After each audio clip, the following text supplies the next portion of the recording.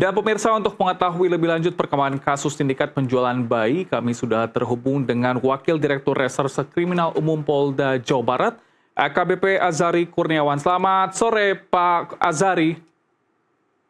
Selamat sore, Iya, Mas. Pak Azari ini ingin mengkonfirmasi terungkapnya kasus sindikat penjualan bayi berawal dari orang tua yang melapor gitu ya, yang menyatakan anaknya bahwa diculik.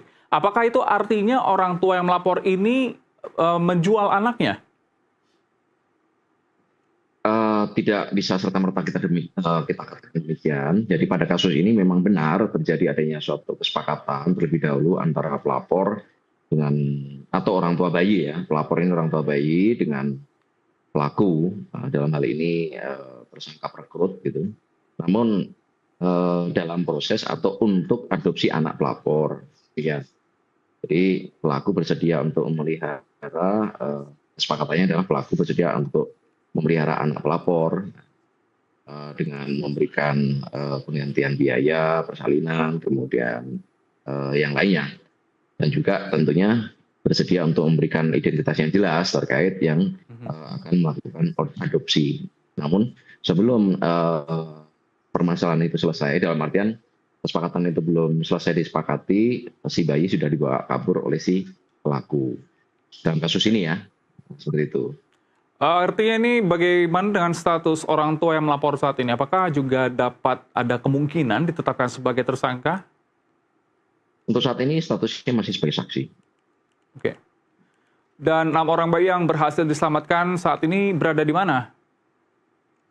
Saat ini tentunya kita titipkan di panti atau rumah sakit dan dalam perlindungan pihak Polda Jawa Barat tentunya. Ya, artinya ini Itu. sudah teridentifikasi asal dan orang tua kandungnya?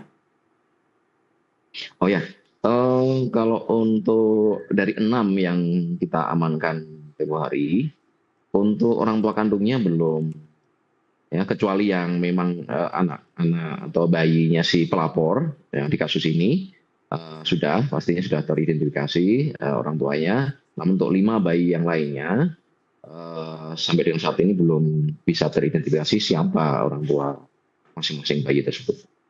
Oke, dengan bayi yang belum teridentifikasi terkait dengan orang tuanya, apakah saat ini ditempatkan di mana? Itu di rumah sakit yang kita titipkan di rumah sakit di dalam pengawasan dan perlindungan Oke. kita. Dan dari bayi tersebut rentan usia dari berapa sampai berapa, Pak Azari? Antara ya 3 bulan sampai kurang 1 tahun lah. Oke, 13 orang telah ditetapkan sebagai tersangka, 3 orang jadi DPO. Ini apakah kemungkinan tersangka sindikat ini bertambah mengingat pembuatan dokumen palsu juga melibatkan banyak pihak, Pak Azari? Insya Allah akan segera bertambah untuk tersangkanya dari yang DPO. Namun demikian kalau terkait dengan pembuatan dokumen palsu perlu kami luruskan di sini bahwa yang dimaksud adalah bahwa para tersangka ini ya sindikat ini mereka ini memalsukan asal usul daripada si bayi itu. Jadi kalau dokumen palsunya masih kita dalami, ada tidaknya dokumen palsu, tapi yang jelas yang kita temukan adalah bahwa asal usul dari bayi inilah yang dipalsukan oleh kelompok ini untuk kemudian diproses untuk membuat daftar pendudukan. Ya, terkait dengan orang tua yang membeli ataupun menerima bayi yang berada di Singapura, apakah nantinya juga akan diperiksa ataupun ditetapkan sebagai tersangka, Pak Azari?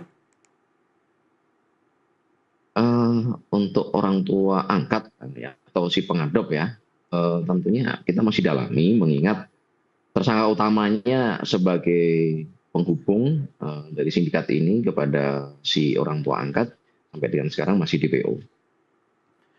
Ya, kemudian dengan kesulitan yang ditemui oleh pihak polisian dalam mengungkap kasus ini seperti apa?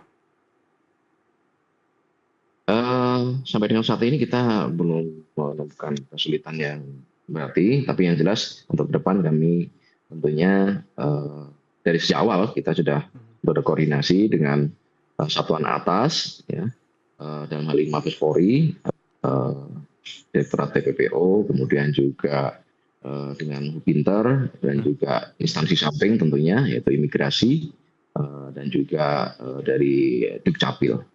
Jadi sampai dengan sekarang belum ada kendala. Oke, artinya tadi 3 DPO ini apakah sudah diketahui identitasnya, keberadaannya di mana, Pak Azari? Kalau identitasnya kita sudah mendapatkan, namun demikian untuk posisinya atau keberadaannya kita masih Oke, jadi melalui untuk pasal kerjasama yang ya. disangkakan? Pasal yang disangkakan tentunya mendasari dari Undang-Undang RI nomor 17 tahun 2016, kemudian Undang-Undang RI nomor 1 tahun 2016, kemudian Undang-Undang RI nomor 23 tahun 2022 tentang perlindungan anak, dan atau pasal 2 atau pasal 4, dan atau pasal 6 Undang-Undang nomor 21 tahun 2007 tentang TPPO atau tindak pidana perdagangan orang, dan juga atau pasal 330 KUH pidana dengan ancaman maksimal 15 tahun penjara. Ya, artinya dari anak-anak ini yang berada di Singapura yang telah dijual begitu ya, nantinya akan dibawa ke Indonesia untuk kembali atau seperti apa?